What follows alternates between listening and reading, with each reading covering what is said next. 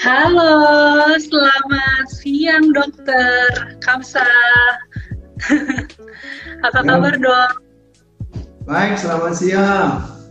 Selamat siang untuk teman-teman semuanya yang sudah join di acara live Instagram online kita bersama saya Dr. Gigi Stefani dan juga Dr. Kamsa SPOK dari Rumah Sakit Umum UKI.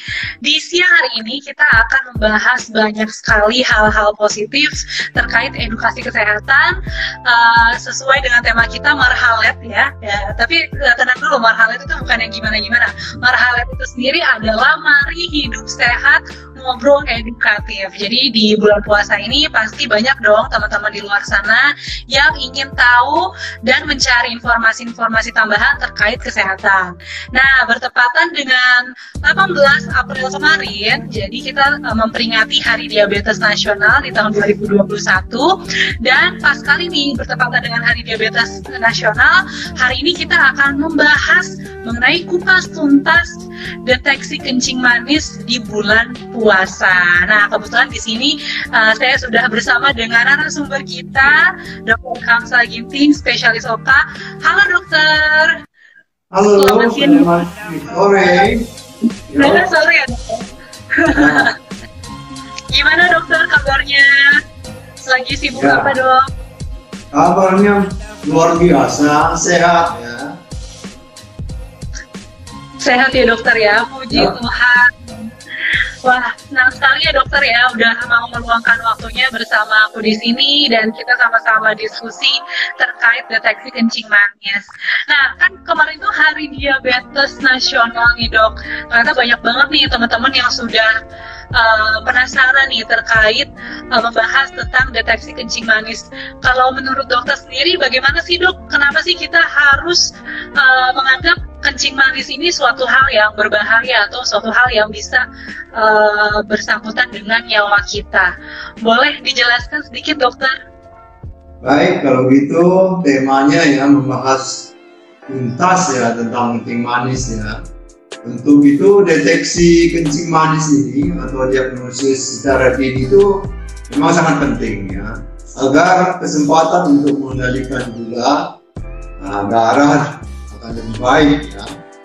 Nah, deteksi kencing manis itu yang paling utama sebenarnya itu pemeriksaan laboratorium ya, gula darah ya. Ada gula darah puasa.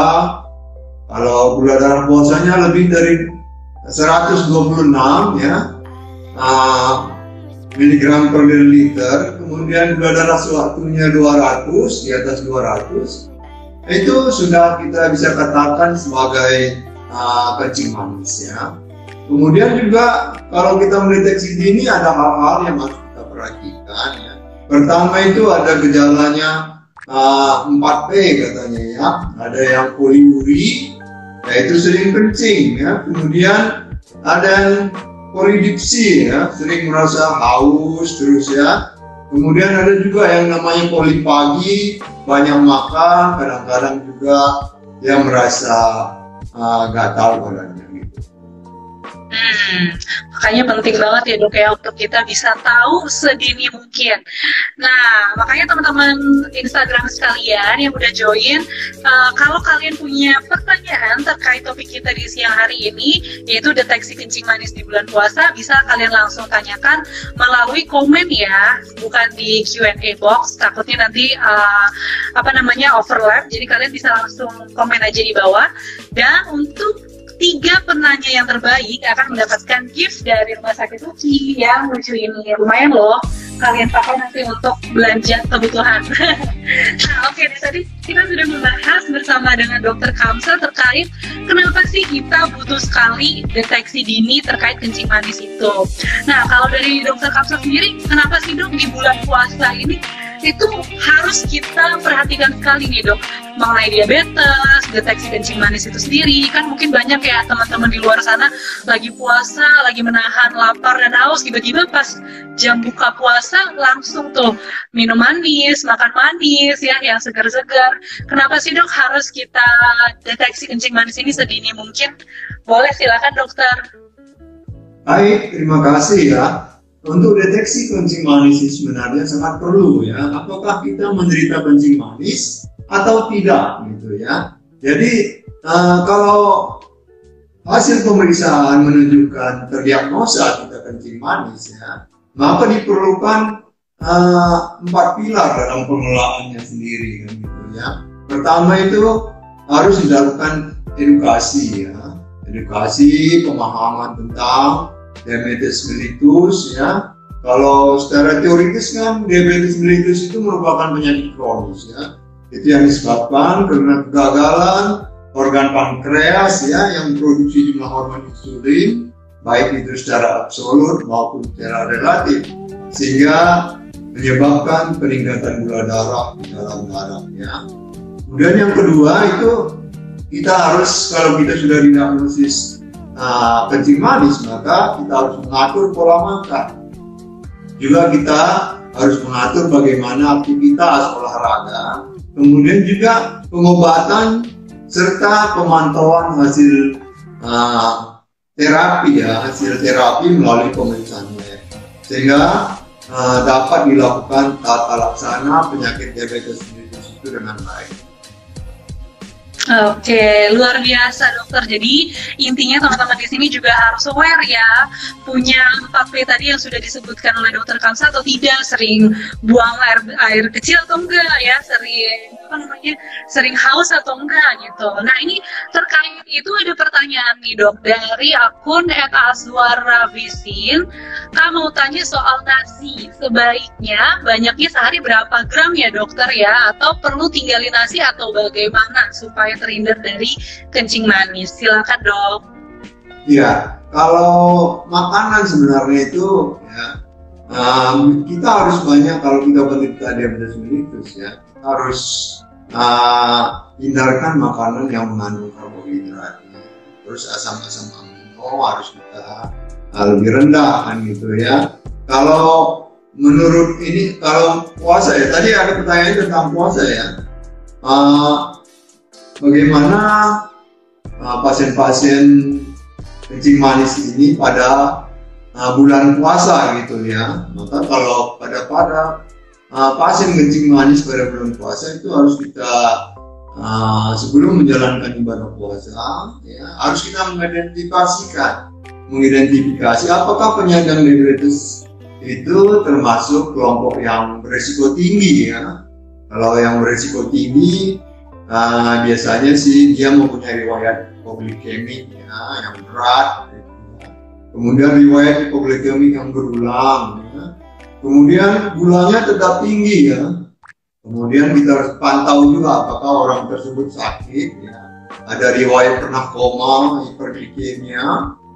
Kemudian apakah orang itu tersebut juga menjalani pekerjaan yang berat ya. Kemudian juga perlu kita pikirkan apakah orang pasien itu hamil atau pernah melakukan gerakan cuci darah ya, cuci darah yang kronik gitu ya. Kalau ini semua mempunyai riwayat dia ya, maka kita tidak anjurkan untuk berpuasa ya. Nah, kecuali kalau memang kondisi ya ini termasuk kan individual sifatnya ya, apakah mau melanjutkan puasa atau tidak. Yang terpenting adalah kita harus beritahu pada saat puasa itu ya kadar gula darah kita rendah ya, sehingga insulin itu kurang terstimulasi ya. Beda dengan kita orang sehat ya, insulin itu bekerja karena distimulasi oleh makanan, sehingga banyak kali yang banyak kita makan ya itu bisa menyebabkan kadar gula kita tinggi ya. Pada saat melaksanakan puasa, sehingga ada hal-hal yang harus diperhatikan agar tetap aman. Misalnya tadi pertanyaannya kan, kalau mau puasa itu kan ada fase-fasenya ya. Kita harus sahur ya. Sahur itu kita harus sahur supaya cadangan energi selama berbulan puasa itu cukup ya. Sehingga pada penderita diabetes mellitus tidak terjadi hipoglikemia kan gitu ya. Yang kedua itu tetap aja kita seperti makan hari-harinya 3 kali gitu ya. Kalau pertama kan biasanya kita sarapan gitu ya. Tapi Ini sarapannya kita sahur, kan gitu ya. Kalau sahur itu mendekati jam sahur. Biasanya kita makan siang diganti dengan makan saat berbuka puasa. Dan kalau malam yaitu melakukan makan setelah sholat tarawih ya, kalau gitu ya. Kemudian yang ketiga itu hindari makanan yang berlebihan saat sahur dan berbuka puasa. Ya, kalau kita puasa kan lapar ya, kita lapar, tapi kita tidak disarankan untuk makan terlalu banyak saat berbuka puasa. Konsumsi aja lah makanan yang bergizi seimbang dan porsinya cukup ya. Jadi pertanyaannya berapa sih porsi yang cukup itu gitu ya. Porsi makan saat puasa juga perlu disesuaikan gitu ya. Yaitu 50% saat sahur ya, 40% saat berbuka puasa, dan 10% ketika kita tarawih. Yang paling penting juga ya, konsumsi makanan yang mengandung banyak serat. Ya, kemudian hindari makanan-makanan yang gorengan tadi ya, makanan-makanan yang manis gitu ya. Karena gorengan ini kan bisa menyebabkan penimbunan lemak di dalam tubuh kita ya.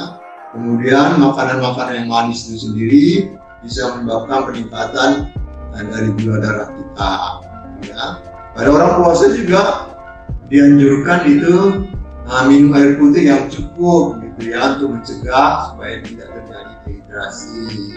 Kemudian pada penyakit gula juga ya, penyakit gula juga harus dilakukan pemeriksaan gula darahnya walaupun dalam bulan puasa ya. Bisa dilakukan 2-3 kali mungkin ya, pada saat sahur, siang hari maupun pada saat berbuka puasa.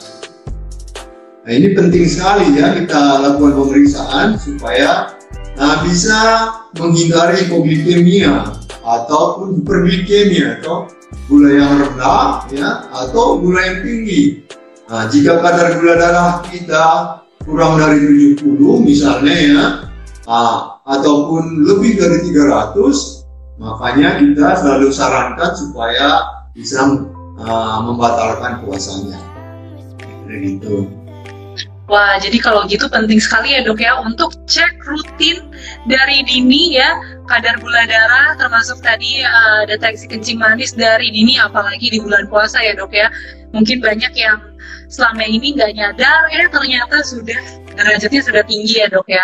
Nah kalau begitu sebetulnya orang-orang yang seperti apa sih dok yang sebaiknya itu harus deteksi kencing manis ini sendiri dok?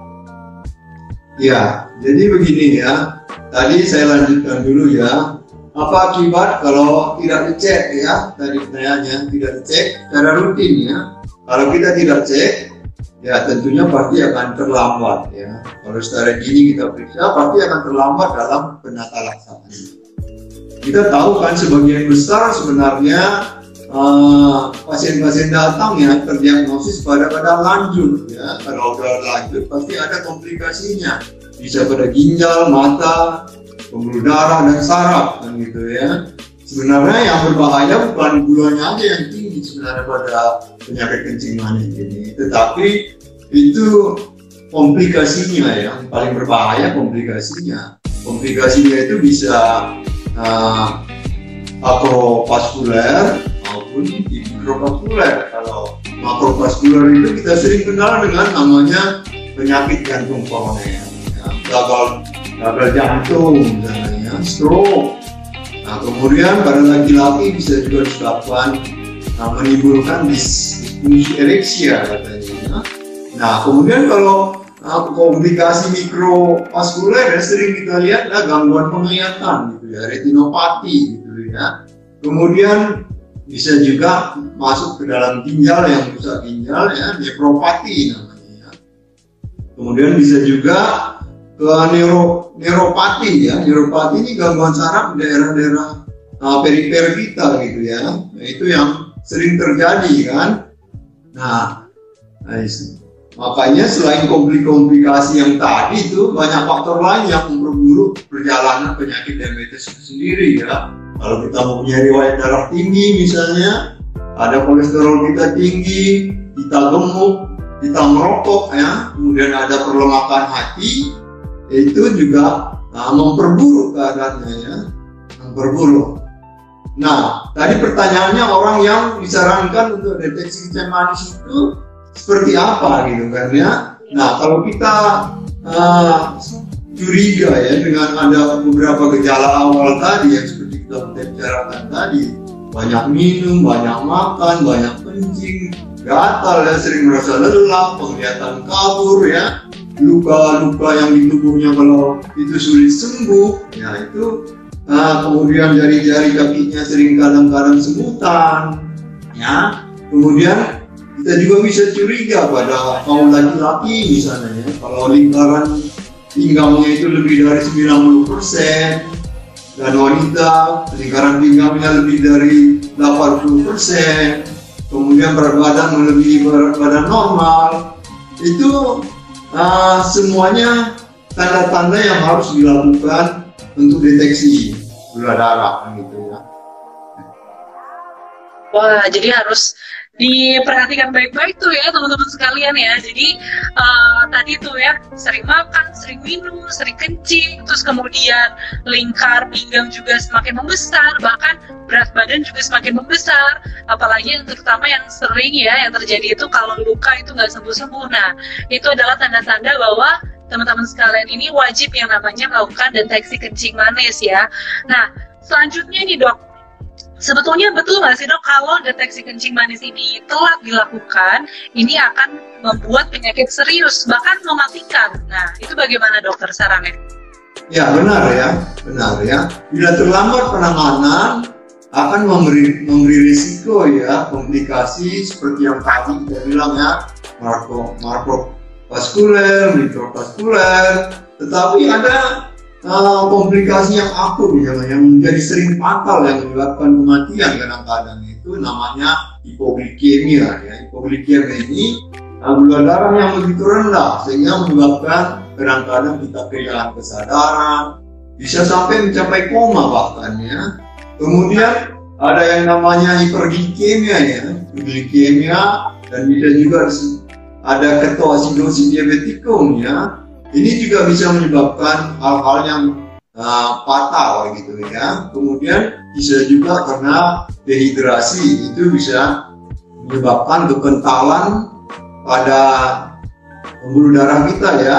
Darah kita menjadi kental karena oksigenisasi untuk mengalirkan darah ke jantung maupun ke otak itu akan lamban dan berkurang, sehingga bisa menyebabkan penyakit-penyakit stroke maupun gagal jantung ya. Nah, dehidrasi ini juga bisa mempengaruhi yang namanya hipostatik, ortostatik ya, hipotensi, ortostatik ya. Misalnya kadang-kadang kita bisa pingsan, kadang-kadang dibuatnya ya, dari duduk ke berdiri, kadang-kadang kita goyang bisa pingsan. Barangkali itu ya. Jadi bahaya juga ya dok ya. Jadi itulah penting mengapa teman-teman di sini sekalian kalau memang punya waktu ya, dan ternyata memang ada gejala-gejala yang seperti tadi sudah disebutkan, sering minum, sering tiba-tiba kencing ya, terus kemudian lukanya juga susah sembuh atau sampai gatal-gatal, ternyata itu bisa menyebabkan komplikasi-komplikasi yang hebat yang nanti pastinya akan kita sesalkan gitu. Jadi dari himbauan dokter tadi juga penting sekali untuk kita bisa deteksi kencing manis. Jangan sampai di bulan puasa ini kita habis puasa sering minum-minum yang manis-manis, makan yang manis-manis, apalagi saat berbuka malah nanti lebaran ujung-ujungnya amit-amit ya kencing manis gitu. Oke, nah selanjutnya nih dok, kalau kita ingin melakukan deteksi kencing manis ini, sebetulnya prosedurnya apa saja sih dok? Ya, kalau untuk mendeteksi kencing manis ya kan kita perlu persiapan aja ya. Persiapan ya, istirahat yang cukup aja di rumah. Kemudian datang ke rumah sakit atau ke klinik atau ke dokter ya. Kita akan lakukan pemeriksaan kimia darah. Itu tadi sudah kita sebut, ada namanya gula darah puasa ya. Syaratnya puasa 8 jam gitu ya, mulai dari jam 10 malam sampai pagi datang ke rumah sakit, diambil darahnya untuk periksa gula darah puasa. Kemudian setelah itu ada namanya 2 jam postprandial namanya ya. Setelah kita makan 2 jam kemudian kita akan periksa gula darah kembali gitu ya. Nah untuk itu kita juga bisa periksa urinnya ya. Ada juga yang namanya pemeriksaan HB1C gitu ya, itu juga lebih baik lagi gitu ya. Nah untuk prosedurnya saya kira cuma persiapan kita aja untuk pemeriksaan gula darah dan urin. Oke dok. Nah kan sekarang ini kan kebetulan lagi bulan puasa nih dok ya. Mungkin banyak teman-teman di sini sekalian yang memang menjalankan ibadah puasanya ya dok. Apa saja sih dok yang harus disiapkan? Misalkan teman-teman Sobat Uki Hebat sendiri yang ingin melakukan deteksi kencing manis ke rumah sakit umum Uki di bulan puasa ini dok. Apakah harus stop puasanya atau kira-kira bagaimana dok? Ya, pada bulan puasa sebenarnya untuk pemeriksaan gula darah itu tidak batal gitu ya, bisa kita lakukan. Jadi 2-3 kali dalam sehari yang mempunyai gula darah tinggi atau kencing manis kita bisa lakukan. Bisa kita lakukan sendiri juga di rumah ya, dengan menusuk jari kita. Nah, kita bisa tahu berapa gula darah kita. Jadi puasa tetap berjalan kalau memang kondisi keadaan kita, gula darah kita baik ya, kecuali tadi kalau kita stop kadar gula darah kita itu di bawah 70 mg per mililiter ya, kemudian atau meningkat ya sampai 300 mg per mililiter itu harus kita stop. Tapi kalau fine aja silakan lanjut untuk berpuasa. Jadi tidak sampai membuat teman-teman di sini sekalian batal puasanya ya. Jadi ini prosedurnya aman ya. Nah, kalau begitu apa sih dok manfaat yang akan kita dapatkan kalau kita cek rutin dari dini dok terkait deteksi kencing manis ini sendiri? Ya, manfaatnya tentu ya selain kita bisa mengetahui apakah kita terkena kencing manis atau tidak ya, tentu kita ingin melihat juga ya bagaimana sebenarnya kebugaran dari tubuh kita. Apakah kita ya sehat, fit dan produktif. Itu sama aja seperti kita melakukan medical check up umum kan gitu ya. Sehingga deteksi ini, manfaatnya ini seperti yang kita bilang tadi adalah bisa kita deteksi dini penyakit yang ada di dalam tubuh kita sendiri. Kalaupun ada didapatkan kencing manis, maka tata laksananya itu lebih baik dan komplikasinya itu masih dapat kita minimalisir dan penyembuhannya, terkontrolnya gula kita juga lebih baik atas tata laksana yang baik. Kali itu ya. Penting ya dok ya, jadi sedini mungkin, seawal mungkin supaya kita juga terhindar dari komplikasi-komplikasi yang parah ya, yang tadi sudah dokter jelaskan. Nah, kalau boleh tahu nih dok, apakah deteksi kencing manis ini memang harus kita lakukan rutin nih dok? Misalkan kayak dalam berapa kali setahun, kira-kira bagaimana dok? Ya, deteksi kencing manis pada yang tidak memiliki riwayat kencing manis ya itu bisa bersamaan dengan medical check up berkala gitu ya, setahun sekali.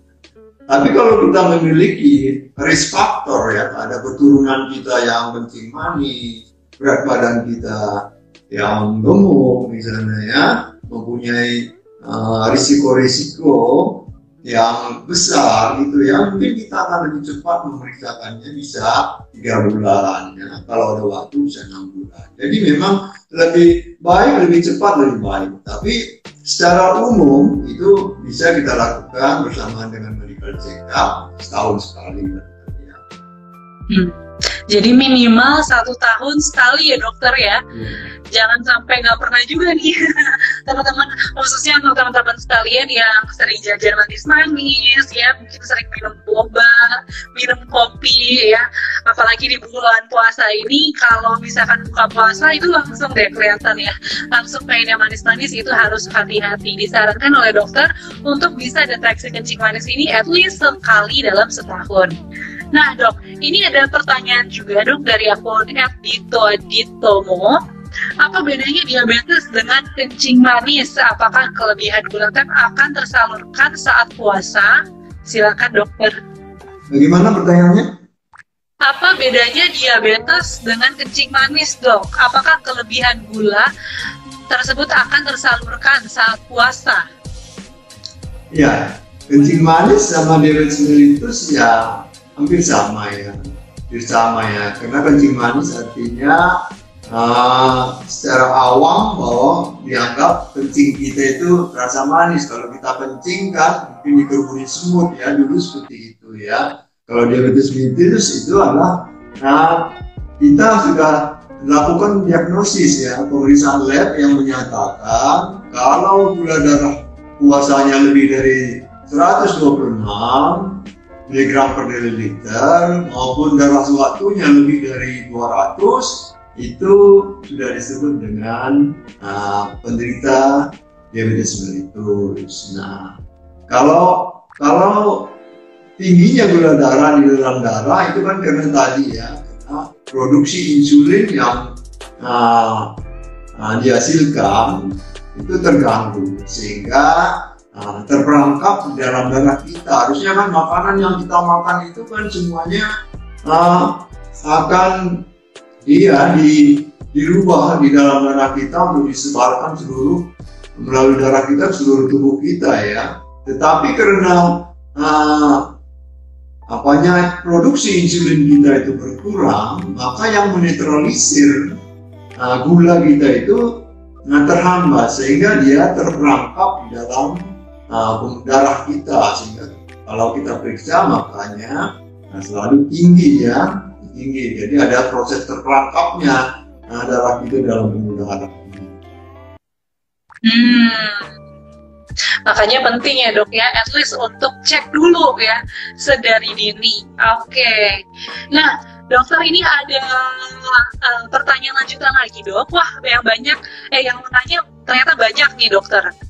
Dari akun @irma_rebina. Selamat siang dokter, izin bertanya. Kalau pasien DM atau diabetes mellitus dengan kondisi seperti apa yang tidak dianjurkan untuk berpuasa di bulan Ramadan? Terima kasih dokter. Ya, yang tidak dianjurkan di bulan Ramadan ya, seperti yang kita bilang tadi, dia mempunyai riwayat yang penyakit jantung ya, riwayat penyakit jantung koroner, kemudian gagal jantung ya, kemudian riwayat stroke gitu ya, kemudian juga mempunyai riwayat hipoglikemik yang sering gitu ya, Jadi ada faktor-faktor risikonya ya untuk kita lihat tadi ya. Memang ada faktor yang tidak bisa melanjutkan puasa ya, seperti itu tadi, kalau kadar gulanya juga tinggi ya, makanya tidak dianjurkan untuk melanjutkan puasa kalau ada faktor-faktor risiko yang menyebabkan nanti kepatalan bagi yang penderitanya kan gitu ya. Kira begitu ya. Tadi kan udah ada faktor risikonya yang vaskuler dan hidrovaskuler ya, itu tadi yang sudah kita bahas tadi. Jadi intinya harus, kalaupun dia penderita DM harus tetap terkontrol ya dok ya. Ya kalau tidak terkontrol nanti akan ada risiko-risiko dan bahkan komplikasi yang lain. Baik, terima kasih dok. Dan ini ada pertanyaan lagi dari akun @gito aditomo. Adakah ciri-ciri khusus secara fisik maupun perilaku dok bahwa seseorang tersebut ditengarai sebagai pengidap kencing manis? Fisik dan perilaku dok. Fisik dan perilaku ya. Kalau secara fisik ya paling juga ini ya, sering lemes-lemesan ya, sering lemas, kelihatannya lelah, tidak fokus kadang-kadang ya. Tapi secara gejala ya sudah mungkin sering-sering ke kamar mandi tadi ya, kamar mandi sering kencing, kadang-kadang suka sering lapar gitu ya. Kemudian sering misalnya garut-garut ya, gatal-gatal badannya gitu ya. Ini memang gejala-gejala awal daripada kencing manis ya. Kalau perilakunya sendiri sih oke-oke aja, tapi kalau sudah masuk ke dalam risiko-risiko yang tinggi barangkali ya, itu bisa mempengaruhi ya kelelahan fisik yang luar biasa. Gitu ya dok ya. Wah penting juga nih, khususnya untuk teman-teman yang masih muda yang tiba-tiba ngerasa wah kok kayaknya cepet lelah gitu ya, nggak ngapa-ngapain cepet lelah, itu juga harus diwaspadai nih teman-teman sekalian. Jadi nggak ada salahnya ya untuk cek deteksi kencing manis sedari dini. Kebetulan di Rumah Sakit UKI juga ada promo ya dok ya, harganya start from 200.000 aja, jadi teman-teman udah bisa langsung mengetahui kondisi teman-teman sendiri. Nah ini pertanyaan selanjutnya dok, ada dari akun The Book of Food. Izin dokter, saat puasa seperti ini, apakah ada perubahan pada dosis obat DM yang dikonsumsi dok? Ya, untuk bulan puasa ya, semua penderita kencing manis harus konsultasi tentang obat-obat yang dikonsumsinya kepada dokternya ya, kan gitu ya. Karena penderita-penderita ini kan sifatnya individual ya, individual sifatnya, sehingga dosis-dosis obat-obatnya itu sesuai dengan instruksi-instruksi dari dokter yang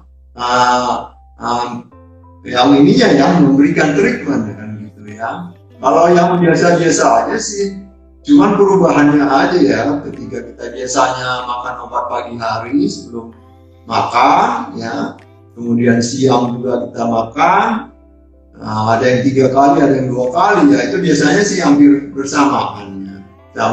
Tapi karena bulan puasa ini kan kita nggak makan ya. Artinya kalau kita nggak makan, gula darah di dalam tubuh kita itu akan rendah. Makanya obat-obatan itu harus disesuaikan. Makanya nanti kalau pas ketika mau berbuka gitu ya, kita harus cek darah kita ya, cek gula kita sendiri ya. Sebelum makan kita cek, kemudian setelah makan kita cek apakah ada penurunan atau ada peningkatan juga setelah makan, sehingga nanti dosisnya disesuaikan dengan hasil daripada pengecekan laboratorium kita. Oke, siap dokter. Semoga terjawab ya. Nah ini pertanyaan lanjutan dok. Wah banyak sekali nih yang bertanya. Dok, sering kita dianjurkan periksa HbA1c. Untuk apakah HbA1c itu ya dok? Dan kadar normal HbA1c untuk pasien DM berapa ya dokter? Silakan dok. Ya, jadi untuk HbA1c sebenarnya itu untuk pemeriksaan gula juga ya. Kita bisa melihat aktivitas gula kita selama 3 bulan terakhir ini ya. Itu pemeriksaan yang lebih akurat sebenarnya untuk pemeriksaan gula ya. Kadarnya biasanya sih normal-normal aja, di atas 6 gitu ya, di bawah 6 sampai 8 gitu ya, kira-kira normal-normalnya ya. Yang paling penting adalah pemeriksaannya ya. HbA1c ini itu seperti biasa kita ini kan ya, bisa ditusuk di tangan kita, kemudian dalam waktu 2-3 menit sudah keluar hasilnya kan gitu ya. Nah itu paling akurat, saya kira silakan aja untuk melakukannya. Oke. Lanjut dokter, ini ada pertanyaan lagi dari Klinik Hukum Kesehatan. Mau bertanya dokter, saat bulan puasa memungkinkan risiko untuk terkena kencing manis. Hal ini karena sajian untuk berbuka puasa identik dengan makan dan minuman yang manis. Kalau kita lihat dari sisi positifnya, ada baiknya juga karena saat puasa asam lambung akan meningkat. Oh ini kayaknya bukan pertanyaan dokter ya. Mohon maaf dok. Ini selanjutnya nih dok, berarti ya dari akun @marsha_devita. Selamat sore dokter, izin bertanya, adakah hubungan antara DM dengan chronic lymph treatment ischemic? Lalu bagaimana tata laksananya dokter untuk tersebut? Terima kasih. Ya, jadi begini ya, ini pertanyaannya sudah parah ini ya, penyakit-penyakit ya. Sebenarnya pada kencing manis sebenarnya selain gula darahnya tinggi, yang paling berbahaya sebenarnya itu adalah salah satu komplikasinya kan gitu ya, Nah, termasuk itu ada hubungannya apa? Karena penyakit kencing manis itu sendiri itu akan memperparah seluruh penyakit-penyakit yang ada pada kita ya. Karena dia menyerang seluruh sistem kita. Treatmentnya sebenarnya, bagaimana? Treatmentnya tentunya bagaimana kita mengupayakan agar gula darah yang kita miliki itu bisa tetap terkontrol. Kalau kita tetap terkontrol, artinya penyakit-penyakit komplikasi yang sudah ada itu juga terus ditreatment juga dengan baik kan gitu. Yang paling penting adalah bagaimana gula darah kita itu bisa kita kontrol dengan baik kan gitu ya. Yang paling mengetahui persis nanti bagaimana treatmentnya adalah risiko apa yang kita miliki ya. Risiko apa yang kita miliki sehingga nanti dalam treatmentnya itu bisa kita lakukan pengobatan yang kombinasi sehingga hasilnya lebih baik. Baik, terima kasih dokter. Mungkin ini ada lanjutan pertanyaan dokter dari yang tadi, Klinik Hukum Kesehatan. Intinya di satu sisi, kalau mengkonsumsi yang manis-manis tidak menutup kemungkinan terkena kencing manis. Namun kalau tidak atau kurang mengkonsumsi makanan yang manis, tidak menutup kemungkinan asam lambung akan meningkatkan dan risiko terkena MAH. Bagaimana caranya untuk mengatasi agar terhindar dokter di bulan puasa ini? Silakan ya, dok. Artinya bagi kita yang normal sebenarnya ya, memang kita disarankan untuk tidak minum-minum yang manis-manis ya. Tetapi intinya sebenarnya kan kalau kita normal saja kan insulin kita itu kan masih berfungsi dengan baik ya. Kalau kita minum manis juga dalam waktu yang tidak lama gitu ya, maka semua yang kita minum itu akan dinetralisir oleh insulin yang ada di dalam tubuh kita sehingga kadarnya juga akan normal kembali. Lain dengan penderita-penderita yang kencing manis ya. Kalau penderita kencing manis kan produksi insulinnya itu sudah terganggu sehingga apapun yang dia makan, yang dia minum yang manis-manis itu akan menyebabkan terjadinya peningkatan gula darahnya di dalam tubuhnya ya. Sehingga bisa menyebabkan hiperglikemia yang bisa menyebabkan juga ya gejala-gejala yang misalnya keringat dingin ya, bisa hilang kesadaran kadang-kadang ya. Tapi jangan khawatir pada orang-orang normal sebenarnya. Silakan aja dalam batas yang konsumsi yang batas normal ya, minum yang manis nggak ada masalah ya. Tetapi bagi orang-orang yang memiliki riwayat kencing manis ya, sebaiknya harus mengurangi yang manis-manis kan, gitu ya. Nah intinya di situ sebenarnya, apakah kita mengidap kencing manis atau tidak.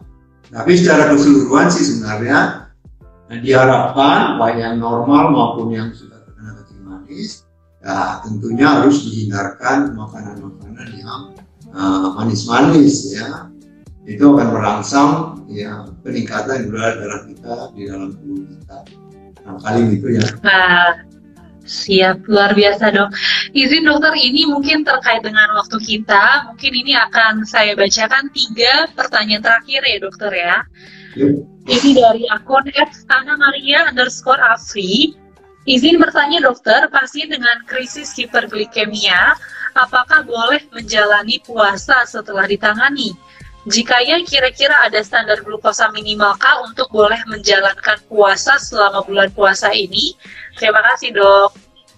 Ya, kalau hiperglikemia ya lebih dari 300 itu puasanya harus ditunda atau dibatalkan ya. Lebih dari 300 ya. Nah, kalau di bawah dari 300 itu masih bisa kalau dalam kondisi fisik kita yang baik kan gitu ya. Intinya syaratnya itu adalah ukurannya lebih dari 300 mm per liter kan gitu ya. Itu batasannya sebenarnya ukurannya. Oke, baik, terima kasih dok. Selanjutnya dari akun @frida_yusuf12. Selamat siang dokter, bagaimana cara melakukan penilaian sebelum Ramadan untuk pasien dengan terapi insulin? Terima kasih. Nah iya nih dok, apakah bisa langsung melakukan deteksi kencing manis atau bagaimana dok?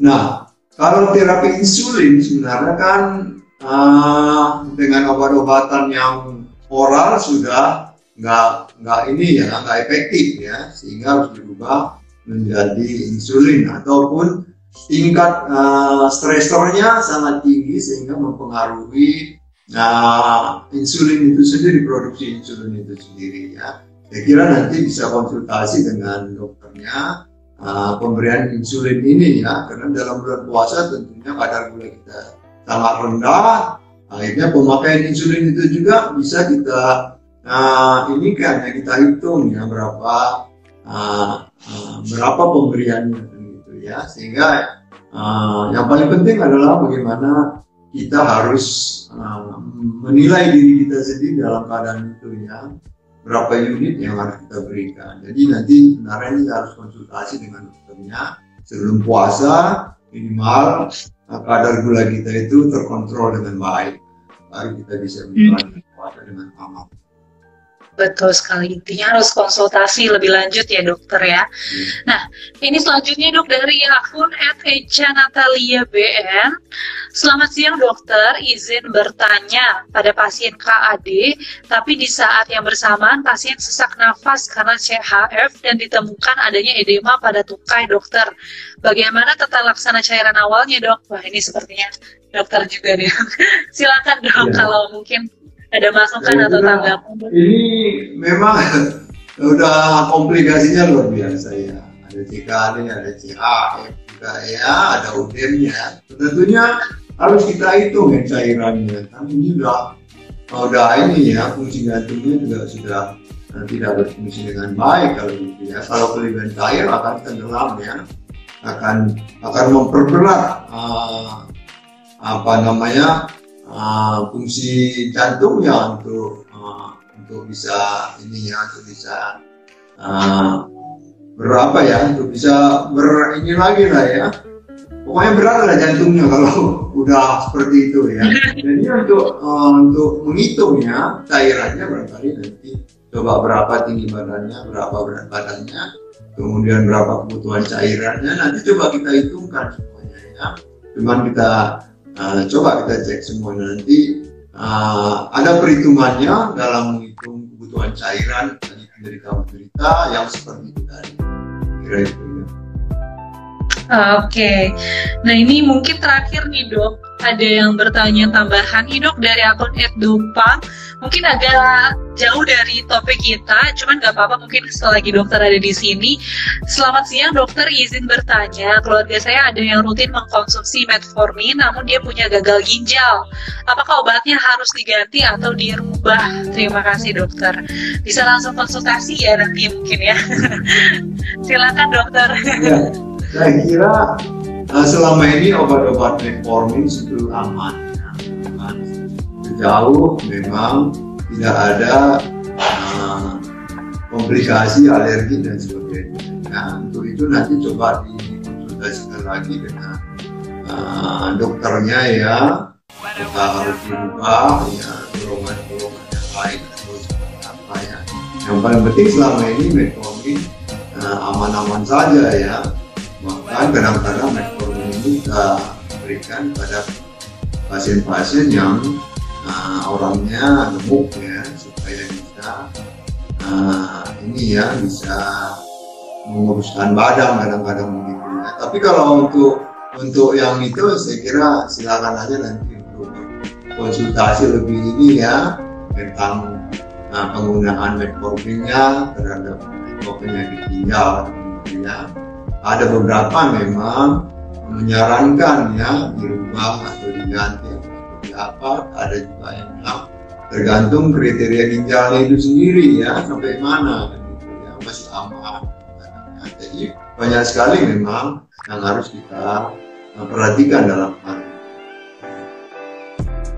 Oke, wah terima kasih banyak dokter sudah menjawab sangat edukatif sekali, sangat informatif, dan mungkin jawabannya juga bisa sangat bermanfaat untuk teman-teman Sobat Uki Hebat sekalian yang telah bertanya dan menyimak.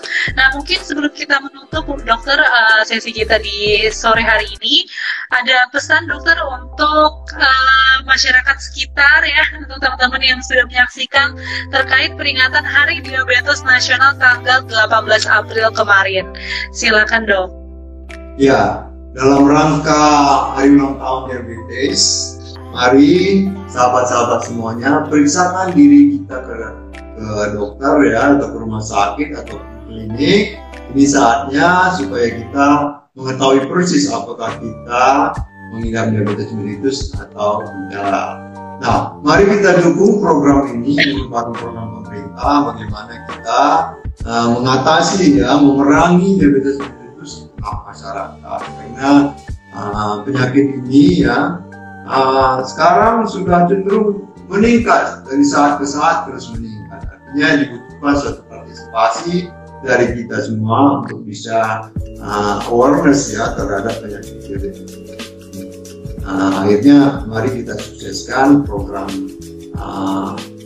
diabetes mellitus ini ke depannya ya, kita sukseskan, kita dukung pemerintah untuk bisa bersama-sama memerangi penyakit diabetes mellitus. Kira itu. Iya, wah terima kasih banyak dokter untuk message-nya, untuk waktunya, sudah memberikan informasi yang sangat luar biasa, berguna untuk kita semua. Dan terima kasih juga Dokter Kamsa kami ucapkan atas waktunya, dan untuk teman-teman Instagram saya sekalian dan teman-teman Sobat Uki Hebat, terima kasih kalian sudah menyaksikan awal sesi ini dari awal tadi sampai kurang lebih 1 jam ya. Kita ngomongin banyak hal terkait deteksi kencing manis di bulan puasa.